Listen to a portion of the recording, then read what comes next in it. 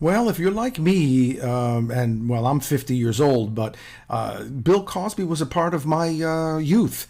I checked him out a little bit when he had that Cosby show. Of course, at that time I was pretty busy, so I wasn't really. But when I was younger, I used to see him. I mean, I don't know. I used to watch those kids shows back in the early 70s, and I've always been a fan of him, especially when I found out that he loves jazz and that he plays a little drums, and he had some stories about some of the jazz greats that I love. So I always had good feelings about Bill Cosby. I reserve judgment on him because in a way I feel bad for he got himself into trouble, because I don't know, I think a lot of people get themselves into trouble. Sometimes they do things they shouldn't do. They have poor judgment, and who knows whatever else is going on in their life.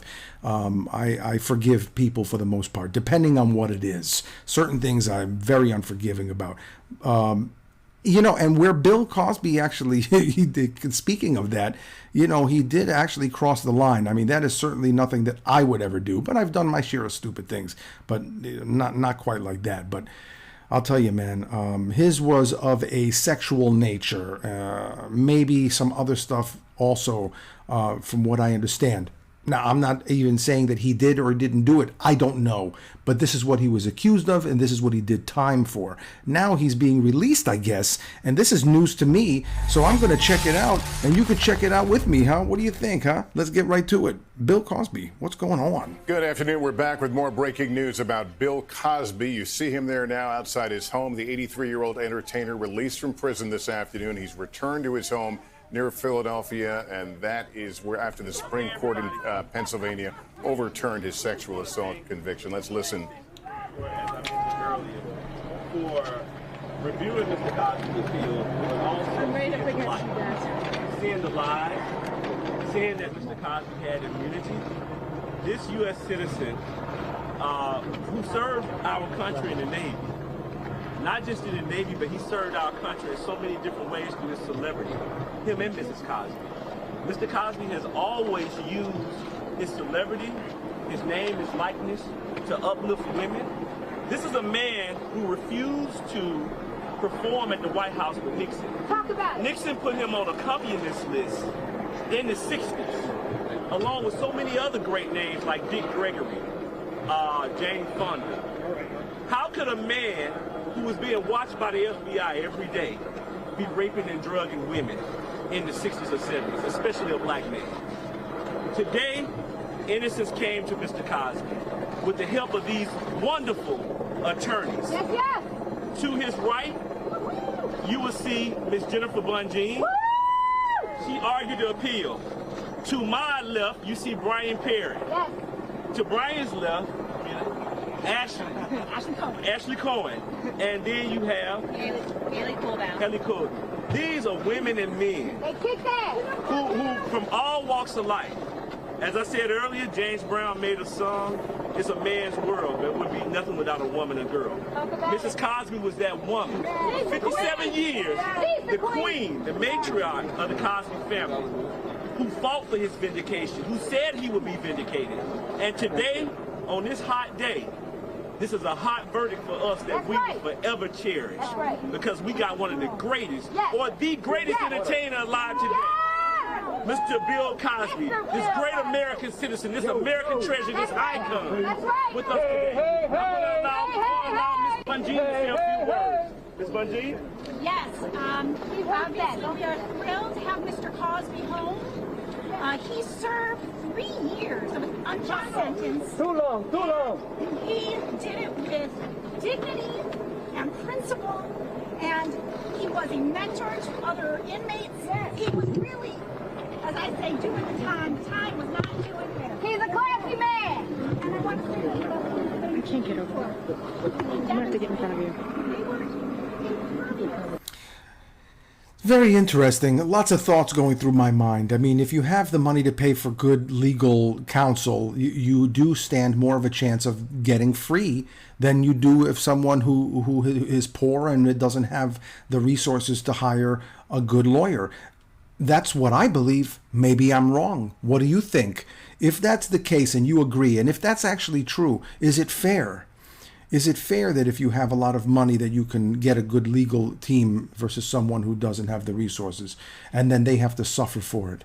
Is that fair? At least now, maybe I'm framing it. Some of you might disagree and say, no, that's not true. That doesn't happen. Well, then let me know in the comments. Let me know what you think. Let's have a little discussion. Teach me where I'm wrong, because that's the impression I have. And I know I'm not alone on that. Now, I'm not trying to imply that he is guilty. I don't know if he's guilty or not. I wasn't there. I have no idea. I'm not one of those people that will crucify somebody without knowing the facts just because I think that I should or because I feel like I should. I try not to operate that way. If I don't know, I'll tell you. And I'm not embarrassed to say, I don't know, man. Now, if he did do that, and now apparently I don't know how many years he served. I thought I heard 3 years. Is that enough? If he did it? But these are questions of that I'm not qualified to speak about. I bet you that some of you are, though. But do me a favor. If you're going to chime in, make sure that you can back up whatever assertions you make, because I think it's important to have evidence to back up whatever you assert. If you're just going to say things that sound like they're conspiratorial or that they don't have any kind of evidence behind it to support it, that's not going to help the conversation. That's just going to muddy the waters. But let's get right to this again, shall we? Which, frankly, the lower courts do not. We all along he never should have been prosecuted for this. He had every right to rely on the prosecutor's word. Yes. And they pulled the rug out from underneath him because of public opinion. And that is not how our system should operate. Absolutely. When that happens, there cannot be a just sentence. And if there had been a just verdict and a just sentence, we wouldn't be here fighting. But there was not a just sentence and a not a just verdict. And I think it's really important that we keep our eye on the ball, that our Constitution is sacred, and that we need to uphold it at all times. And I'm glad that the Pennsylvania Supreme Court saw that. I'm very proud of the team that we put together. Very proud to be part of this case. We always thought that eventually this is where it would end up. Mr. Cosby and I had many talks over the last couple of years.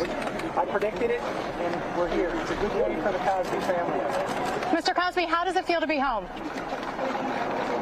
Well, he is extremely happy to be home. He looks forward to reuniting with his wife and his children. And obviously, this has been a hard few years for this entire family. And it's really a blessing for him. And he says, his heart is just beating really fast, and he's happy to be home. And we have Ashley here who works on the case. Ashley, say a few words. Ashley, go on. I'm just honored to be part of such an amazing team. These lawyers did an incredible job, and I'm just so thankful to be a part of it and to help Mr. Cosby, and I'm just proud to be here and watch him get released. And this wonderful attorney, Haley, you see right here. I'm sorry. Her father was in prison with Mr. Cosby, and he sent a message to Mr. Cosby before he left today for her. Say a few words. He did. He said that he loves me very, very much, and I... What's your father's name? Richard. And I in return love him very, very much in return, and I was glad that Mr. Cosby and him got to know each other while incarcerated together, and I'm just blessed and so grateful to be here to see Mr. Cosby get released. And in closing, this was an unwanted 3-year vacation that Mr. Cosby never asked for. It's so interesting that we're so invested and so involved in other people's lives. Like, here I am, I'm watching this, and I'm thinking to myself, why am I watching this? Should I care? I mean, what difference does it make? I mean, yes, it distracts me away from my own, for a moment, it's entertainment in a way. Obviously, it's entertaining but I don't revel in looking at anybody's suffering personally. I don't like it. In fact, I get very uncomfortable to watch certain things. I can't watch, any videos that show car accidents. I don't like that. I don't like to see people suffering. They have videos showing people in courtrooms getting their sentence delivered to them, like life sentences. I pass right by that stuff. I just don't get any joy out of that. I feel so bad for people most of the time. I mean, when I do feel bad, it's often without really knowing what this person did. And then I stop and say to myself, well, maybe they deserve it. But my point is, I just don't like to see that kind of suffering. When I look at Bill Cosby, you know, do I think that people should be punished for their misdoings? Yeah, yes, I do. Misdoings, is that a word? For what they do wrong, if they break the law, absolutely, I do. Do I think there should be discretion? I think yes. I think in certain cases there should be discretion. I'm not qualified to judge that, though. I'm just coming from a place of having a heart, knowing that everybody makes mistakes. And that when they do serve their time and they do, justice is served, I believe that should be the end of it. Now, that's just the way I look at it. I don't think that people should have to pay again and again and again and again. You pay once and that's it. You pay once for that particular crime and that's it. And you serve it and that's it. So that's my opinion about it. What do you think? In hindsight, we're happy that he got it because he was able to pull the covers off of the corruption in Montgomery County. With the crooked DA, with the crooked judge, Stephen O'Neill. These same people find this man, this American citizen. I don't know how a DA has that much time on his hands to find him $2,010 for not cutting his yard. I was on the way to pay that fine when I got a call from Nick DeHaan. And Nick told me that they had vacated the conviction. You know, what we saw today was justice. Justice for all Americans. Mr. Cosby's conviction being overturned is for the world and all Americans who are being treated unfairly by the judicial system and some bad officers, because all officers are not bad. So we want to thank... Okay, so I guess his court case was overturned and he didn't actually serve... I don't know if he served time or maybe he was in prison for 3 years or so. I don't know, but maybe that wasn't his sentence because I guess the sentence was never actually given because maybe it was overturned. I guess that's what we're discovering here. I'm sure that's going to probably upset a lot of people. And I'm sure that a lot of people are going to be very happy about that. I reserve any kind of position on it because I just don't know enough about it. I really don't. I hope that if there were any victims in that Bill Cosby, if he did any of those things that he was alleged to have done, he should be serving, his sentence for that because from what I understand, he was charged with, drugging women and then taking sexual advantage of them. That is beyond my comprehension. I understand that there are men out there that have a difficult time for whatever reason getting a date, getting a woman, getting intimacy, finding love or sexual satisfaction, and they do these types of things. That's beyond my comprehension. I just don't understand that. I've been fortunate enough to not have to do that kind of stuff or even want to do that. In fact, it was the complete opposite. I almost was waiting for a big green light, to say, yes, you can kiss me. So, the whole forced thing doesn't, make sense to me. But again, I'm not saying that he did that. I don't know. I'm sure that a lot of you think that he did and feel that he did. But let me ask you a question. Were you there? Do you know for sure?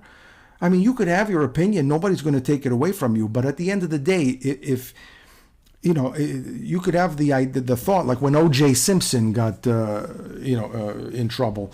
I'm sure we all had our ideas as to whether he did it or not. But at the end of the day, if you weren't there, you really don't know. Now, the evidence paints a different picture, but thankfully I'm not on any of these juries. I would not want to have that responsibility. You know what I mean? I just don't want to even get involved. Our team, we want to thank Mrs. Cosby, her family. I want to thank my family, and just thank you all for those who decided to tell the truth and allowed us to tell the truth when we had the opportunity. Thank you. Do you have anything to say? Mr. Cosby, how you feeling? Are you happy to be out? All right, members of the Cosby legal team, his spokesman, Andrew Wyatt, and Cosby himself flashing the peace sign to people who have gathered outside his Pennsylvania home, but saying nothing, a smile on his face as a very jubilant defense team talked about what they thought was the unfairness of the prosecution and the sentencing. All that, of course, now reversed by the Pennsylvania Supreme Court today. Okay. Anyway, that's Lester Holt. Lester Holt, I don't know him from a hole in the wall. I know him just from being some kind of a news anchor, journalist type on the news. I've seen him, throughout the years. I have a good friend of mine who actually knows him personally and actually spent a lot of time hobnobbing with Lester Holt because he was a producer for NBC and he used to spend a lot of time, in that circle. And he told me that Lester Holt is definitely a stand-up kind of guy, and what you see is what you get, no bullshit kind of thing. So I hope that that's the case. But in terms of what's going on with Mr. Cosby here, listen, if he's innocent, I hope that he's I hope that he can go on with his life and be happy and function in society without, if he's innocent and not be crucified and misjudged and unfairly treated because of the charges and allegations. If he's guilty and right now he's been released, well, that's going to be his cross to bear. He's going to have to deal with that. If you believe in karma, then maybe that'll play a role in this. I don't know. I think that when one is guilty, if they haven't made peace with themselves, even if they're set free, they're not really totally free.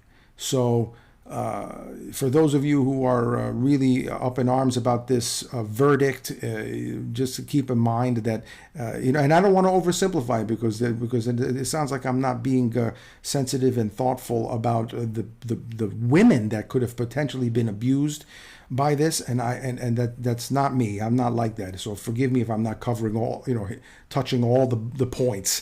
But that is a huge point that I don't want to, I don't want it to go unnoticed. But again, it's because I don't know. I don't know what's going on. But if that's the case, I hope that those women, if they are actually that's what happened, and there are women out there that were abused by him, and they're watching him get free now. I don't even know what that's like for a person to witness that. I don't know what that's like. I hope the best for everybody, and I hope that they can go on with their lives and be happy and content. That's my best wishes for everybody. Hey, look, it's nice to be important, but it's more important to be nice. And you take it easy. And if it's real easy, take it twice.